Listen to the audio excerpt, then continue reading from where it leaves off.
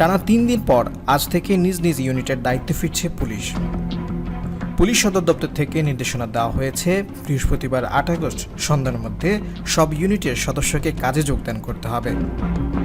ওই নির্দেশনায় বলা হয়, Rajarbagh police lines, POM, armed police battalion, সব মেট্রোপলিটন এবং জেলা পুলিশ লাইন্স, অন্যান্য পুলিশ স্থাপনা সহ বিশেষায়িত সব পুলিশ ইউনিটের নিরাপত্তা নিশ্চিত করতে হবে।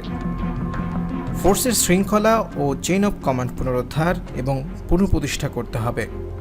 এতে আরও বলা হয়, এই সময়ের মধ্যে সব মেট্রোপলিটন, জেলা, নৌ, রেলওয়ে ও হাইওয়ে থানার অফিসার ও ফোর্সকে স্ব ইউনিটের পুলিশ লাইন্সে যোগদানের জন্য নির্দেশনা দেওয়া হলো। পুলিশ হেডকোয়ার্টার্সের অপারেশনস কন্ট্রোল রুম সক্রিয় করা, দায়িত্ব বন্টন করা এবং সারা দেশের সঙ্গে কার্যকর যোগাযোগ প্রতিষ্ঠা করতে হবে। ফোর্সের মনোবল বৃদ্ধি এবং